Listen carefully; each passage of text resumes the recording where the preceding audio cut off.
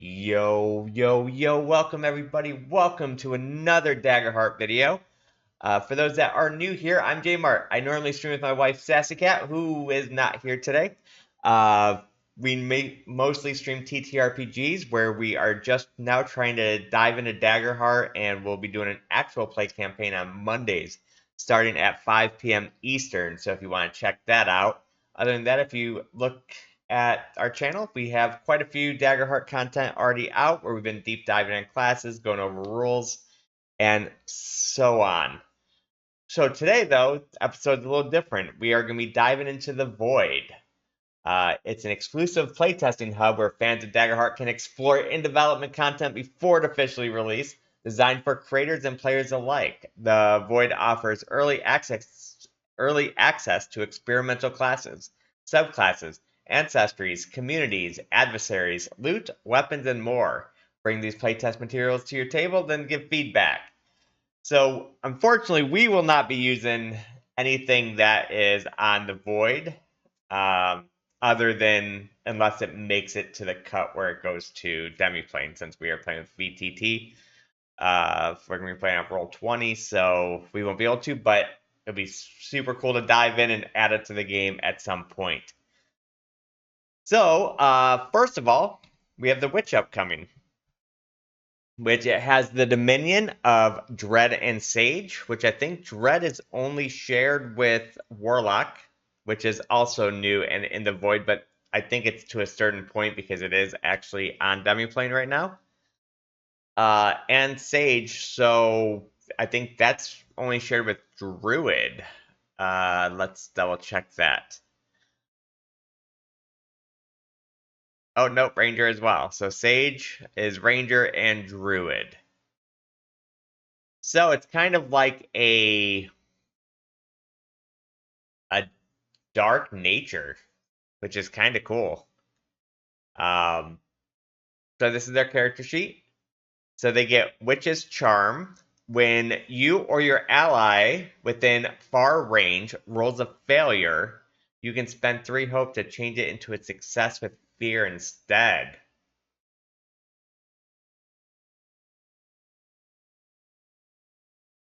Wow, that's pretty good. Yeah, that just I mean, it comes with fear, but man, especially if you were just like you knew you were like, man, this guy has to have like 1 hit point left, and you go for the attack and you fail. Yeah, that's pretty good. Let's see. So their evasion looks like it starts at 10 if this is correct. And their health, they start with 6. They also come with a feature called Hex. When a creature causes you or an ally within close range to mark any number of hit points, you can mark a stress to hex them.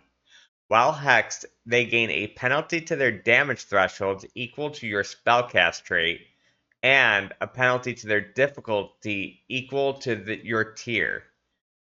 You only have 1 target hex at a time. Okay, that's interesting. So when a creature causes you or an ally within close range to mark any number of hit points, you can mark a stress to hex them. So let's see, you'd probably start with +2 for spellcast, so you would lower their damage thresholds by 2, and a penalty to their difficulty equal to your tier. So level 1 is tier 1. I don't know if that means like their difficulty to be hit, like if you need a 10 to hit them, instead it'll be like a 9 to hit them. I'm guessing. They also have commune. During a long rest, you can commune with an entity, an ancestor, deity, spirit, aspect of nature, etc. Ask them a question, then roll a 4d6. If any of the dice have matching values, reference the chart below for the effect. If there are multiple matches, you get more than 1 effect. So either you witness a relevant scene play out, you see a vision relevant to your answer, You hear sound relevant to your answer. You feel a sensation relevant to your answer. You smell an odor or a flavor. Interesting. Let's see. So their suggested stats are +2 to instinct, presence, and knowledge are +1. 0 for agility and finesse, -1 for strength. Their suggested primary weapon is a dual staff and gambeson armor. You can choose either a handcrafted besom or a pouch of animal bones you found in the wild. Okay, so their foundation, so this would be starting at level 1. When you take a downtime action that requires rolling, you can roll twice and take the higher result. And tethered talisman, once per rest during a movement of peace, you can enchant a small object and give it to an ally to tether to them. While tethered, ally holds this object. When they are hit by an attack, you can expend magic in a totem to deal 1 hit point to the attacker. Interesting. Okay, so these are for both your subclasses. So this is the hedge subclasses. Gotcha. And then for specialization, they can walk between worlds, make a spell cast of 13 or higher. In an area containing 1 or more dead bodies, on a success, you can watch the last few moments leading to their death by bringing the surroundings of the past to the life spectral form. You can mark a stress during the spell to also hear sound. That's kind of cool. And then you can increase the hit point of your dice. And then their mastery is circle of power. Once per rest, mark a circle on the ground up to very close range and place a number of tokens equal to your spellcast trait. Each time you make an action roll or are hit by an attack, remove a token. This spell lasts until you spent the last token to step out of the circle while within. So you gain +4 to damage threshold, +2 to attack rolls, evasion. Okay, that's pretty cool. Moon, which also is spell trait instinct. When you are in moonlight, you have +1 bonus to your spellcast. When a creature within far range that you have cursed with your hex falls an attack roll, or sorry, fails an attack roll, they also mark a stress. Okay.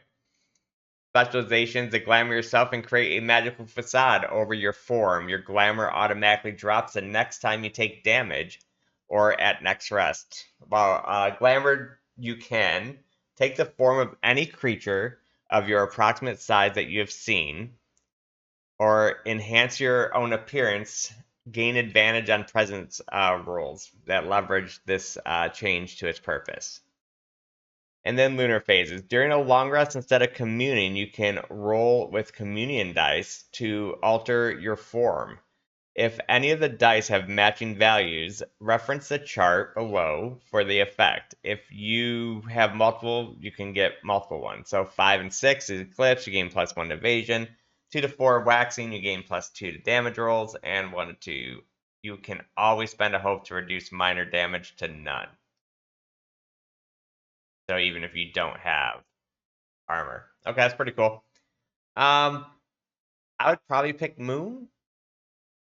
I don't know, they both seem pretty cool. And then they just have their own cards, which will do future things that go over each card, or you can look at our deep dives where we kind of go over them a little bit more for the classes. So that's it for the witch. Next we have the assassin. Assassins are masters in the art of slipping past their opponent's defenses to inflict terrible pain and deadly strikes. When an assassin marks someone for death, they pursue their prey with unwavering intent. Their 2 subclasses are Executioner Guild and Poisoner Guild. So I'm guessing one's being more bursty and one's being more like Dot, maybe? We'll find out. So they get Midnight and Blade. So those share with Blade with Warrior, Guardian, okay, and then Midnight they share with Rogue and Sorcerer. Okay. Oops. All right. That sounds pretty cool. They have a starting evasion of 12, which I think is equal to Ranger, which is the highest to start with. They only get 5 health. That might be the same as Ranger too. I'm not sure. Their hope is they get Grim Resolve, spend 3 hope to clear 2 stresses. And their class features are Ambush. When you move into melee and make a successful weapon attack, you can mark a stress to force the target to make a reaction roll with a difficulty equal to 10 plus your level. When you move into melee, you can make a successful weapon attack. You can mark a stress to force the target to make a reaction roll with a difficulty of 10 plus your level. On a failure, increase the damage of your attack by the number of d6 equal to your tier. Okay, so level 1, an extra 1d6, at 2, a 2d6, and get it and get out. Spend a hope to ask the GM for either a quick or inconspicuous way into or out of a building or a structure you can see. The next roll you make that capitalizes on this information has advantage.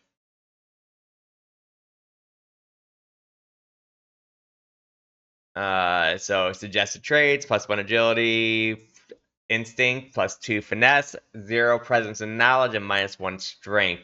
Recommended starting with a dagger, a hand crossbow, and leather armor.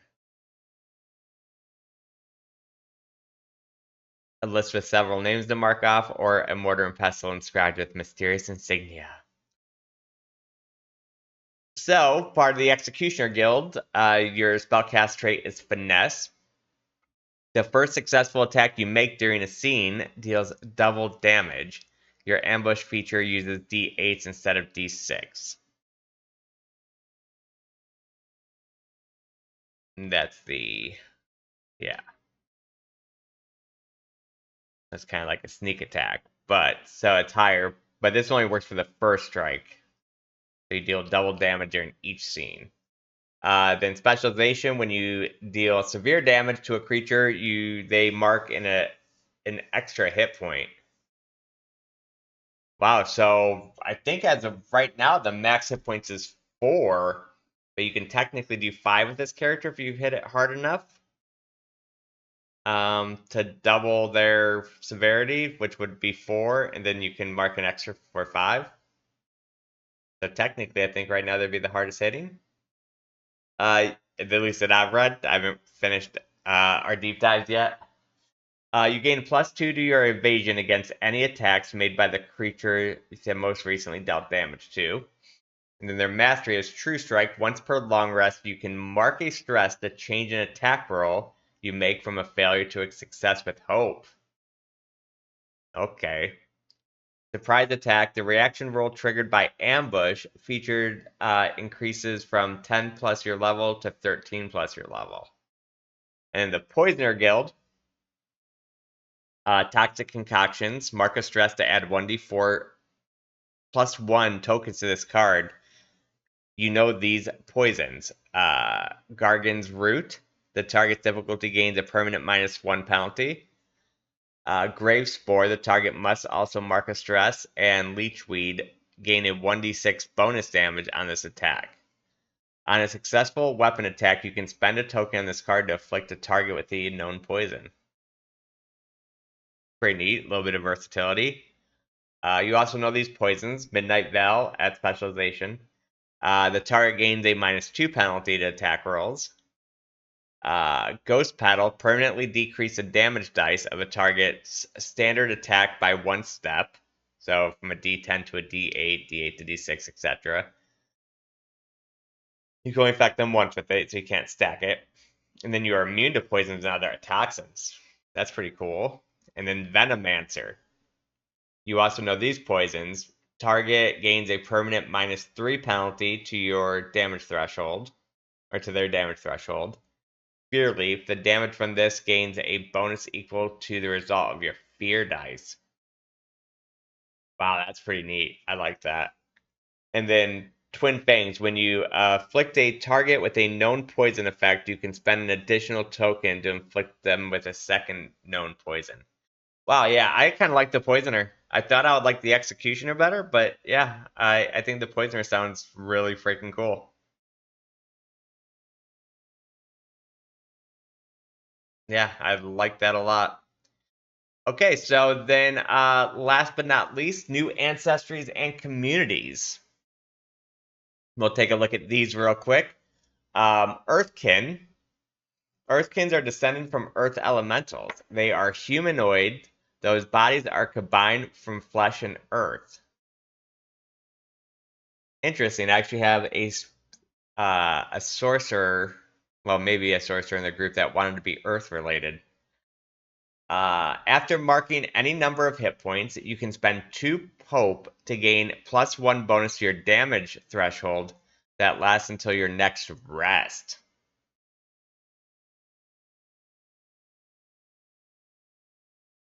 Man, what if that's stackable? Like every time you just give the extra 2 hope.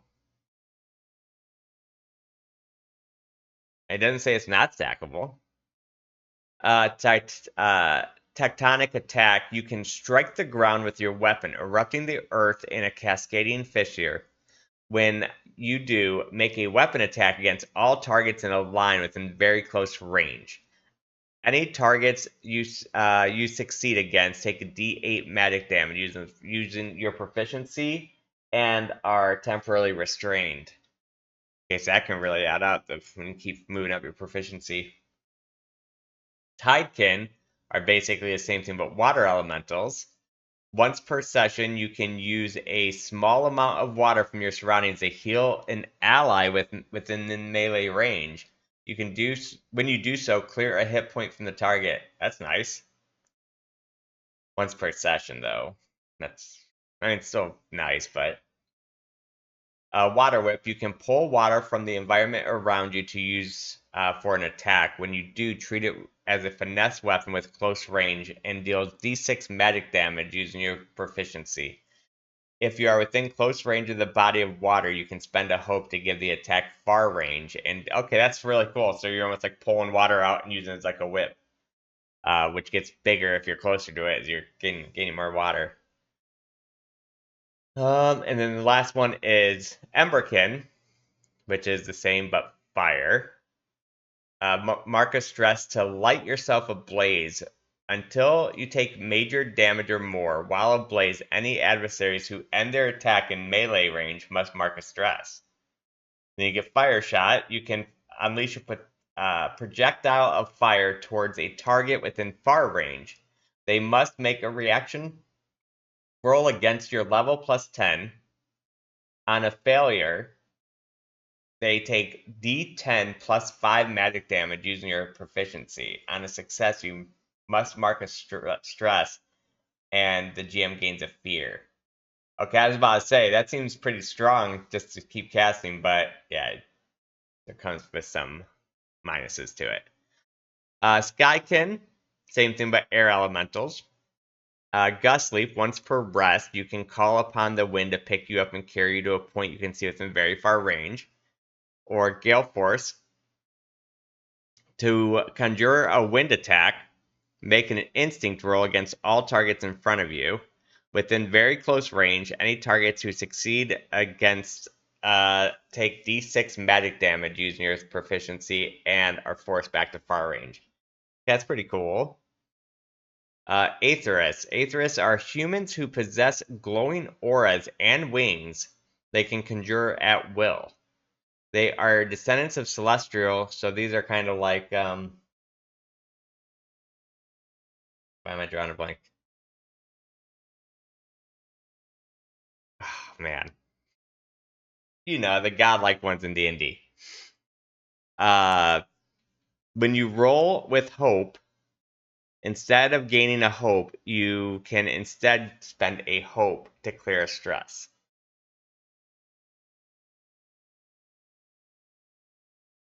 But you don't get that hope, so you would have to spend a hope, so you're losing a hope to clear stress. Okay. And then Divine Wings. You can call forth the divine wings and fly. While flying, you can mark a stress to pick up and carry a willing creature approximately your size or smaller. While the wings are revealed, you also gain advantage on rolls to command or intimidate a target. Okay, very cool. And then gnomes. Nimble fingers. When you make a finesse roll, you can spend 2 hope to re-roll your hope die.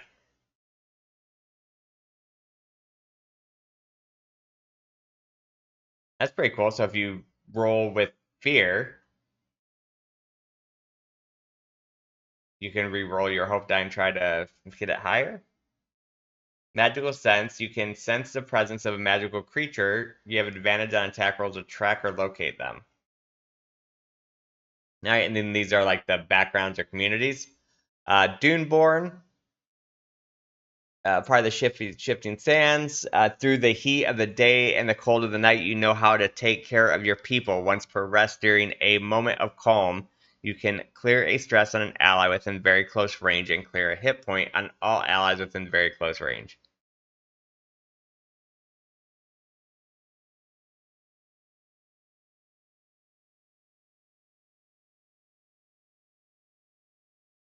Wow, that's pretty nice. Once per rest during a moment of calm, so it's like after battle, you can clear a stress on all allies within very close range or clear a hit point. That's pretty good. Freeborn, once per session, when you make an action roll with fear, you can instead change it to roll with hope. Freeborns, our community means you from a collective that lived under a tyrannical rule and is now liberated. Okay, so Frostborn, being part of a Frostborn community means you come from a place of snow and ice. Long winter, you know how to make resources last. Once per long rest, when you choose to repair all armor, you can also repair an ally's armor up to half of their armor score. That's cool.